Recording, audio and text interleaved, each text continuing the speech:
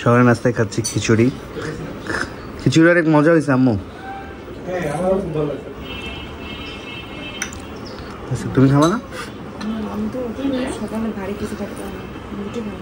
রুটি খাবা? পেঁয়াজ ঝালটা একদম পারফেক্ট হয়েছে। হ্যাঁ, খিচুড়ির সাথে পেঁয়াজ ঝালটা মজা লাগে খেতে।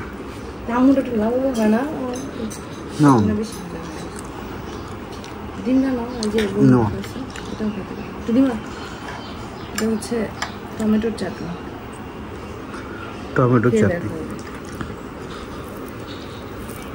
চাটনি দিয়ে খিচুড়ি আরো 7-10 গুণ বাড়ায় দিয়েছে। একটু টেস্ট করো খিচুড়ি। ওকে। সন্ধ্যার পর আসছি তালতলাতে। তালতলায় চা খেতে এসেছি, কিছু শপিং করতে আসছি। চায়ের নামগুলো দেখেন, কাপল টি 120, কাপল টি বাড়িওয়ালা দুধ চা, মটকা মালাই চা, দেখ মেলা প্রকার চা আছে। তুমি কি খাবা?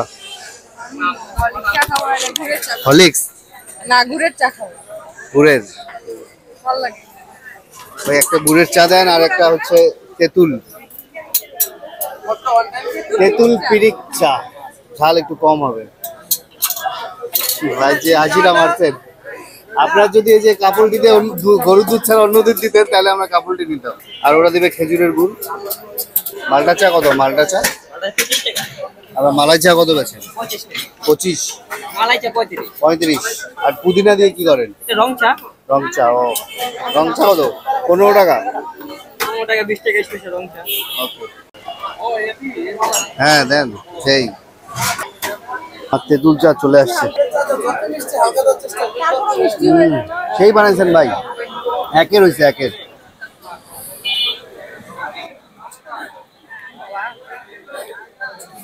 তোমার মিষ্টি পছন্দ তো, এই জন্য টক সহ্য করতে পারো না।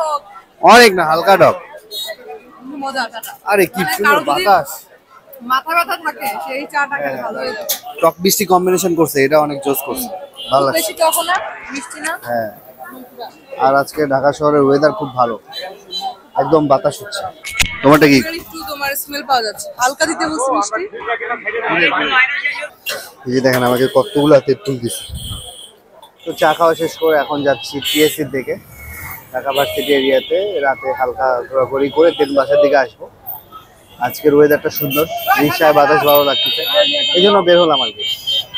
প্রচন্ড ভিড় চারিদিকে, গ্যাঞ্জাম।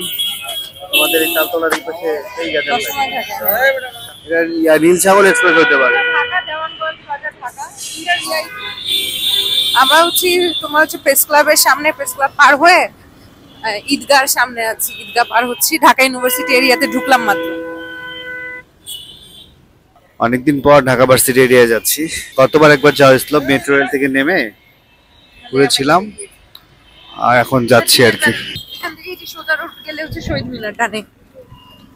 এই তো সোজা গেলেই তোমার হচ্ছে শহীদ মিনার বাম পাশে দিয়ে রোডটা, আর ডানে গেলে ওদিক দিয়ে হচ্ছে আমার কলেজ, ইন্ডিয়ান কলেজ। আর এদিক দিয়ে গেলে টিএসসি মোড় পাবা সোজা। এইটা সরওয়ার্দী উদ্যান, এই যে জাতীয় চার নেতার কবর বাম পাশে একটু সামনে দিকে। দেখছো টিএসসি চত্বরে সেই ময়লাগুলো একসাথে করে সেই ধোয়া আগুন লাগাই দিচ্ছে আর কি, ধোয়া উঠছে। হ্যাঁ, ধোয়ার গন্ধে আবার ওই পাশে বসা যাচ্ছে না। হ্যাঁ, এই পাশেও আবার এই যে ধরাই দিচ্ছে আগুন। আমরা এখন টিএসসি চত্বরে বসে লাল চা খেলাম। লাল চা খেতে খেতে শেষ করে ফেলছি, তারপর ভিডিও শুরু করলাম। অল্প একটু ছিল আর কি, মজা পাইলাম লাল চাটা।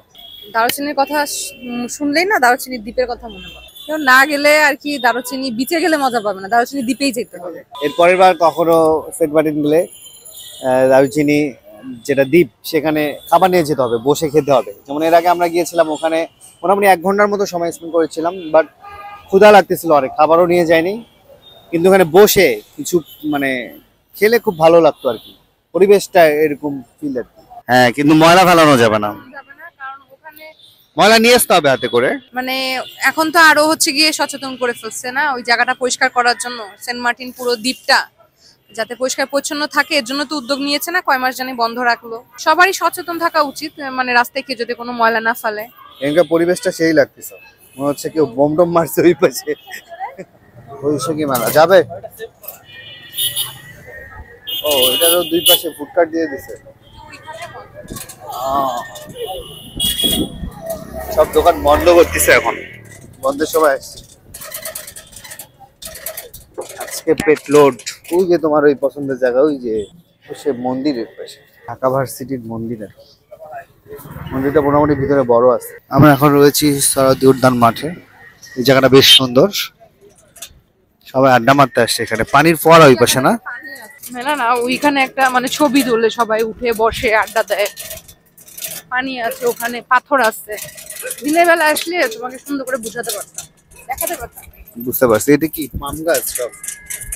মেবি এই মানে তোমার এই উপরের জায়গাটা আছে না, এখানে একটা জাদুঘরের মতো আছে, নিচে টিকিট কেটে যাইতে হয় মনে হয়। অনেক আচ্ছা, আগে আচ্ছা। গেছিলাম তো। তোমার নিচে কেমন যেন পানির ফোয়ারাটা, তুমি দাঁড়াবা না, মনে হচ্ছে উপর থেকে পানি পড়তেছে, কিন্তু তুমি ওটা মানে ভিজিবল না, কেমন জানি যে পানিটা কোথা থেকে পড়তেছে বুঝবা না। ঝর্ণার মতো লাগে মাঝে মাঝে। এটা না গেলে আসলে না দেখালে বুঝাতে পারবো না, বলে অতটুকু বুঝাতে পারছি কিনা জানি না। আর এখানে মাছ আছে, হ্যাঁ, মাছ ছাড়ার কথা। ইয়া, তবে এখানে পানি বেশি না, এখানে পাথরও আছে, তুমি নিচে পা ভিজাতে পারবে। খুব সুন্দর ঠান্ডা বাতাস। সবাই বসে বসে বসে বসে গল্প করতেছে। হ্যাঁ, ওই পাশে মৃদু আলোতে সব ছবি তোলে। এই ঠান্ডা বাতাসও হচ্ছে, দারুণ জায়গা। মানে এই জায়গাটাতেই তোমাকে হচ্ছে যুদ্ধের সময় ভাষণ দিয়েছিল 7ই মার্চ। 7 মার্চের ভাষণ হয়েছিল এখানে।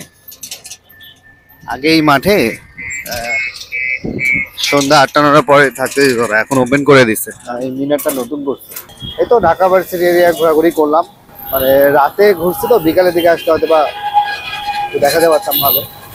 এই তো মেইনলি রিক্সা নিয়েছি, একটু ঘুরলাম, এইটাই। এখন বাসার দিকে চলে যাব। এখানেই শেষ করছি আজকের ভিডিও। সবাই ভালো থাকবেন, সুস্থ থাকবেন, ব্লগ সাথে থাকবেন। আল্লাহ হাফেজ। আল্লাহ হাফেজ।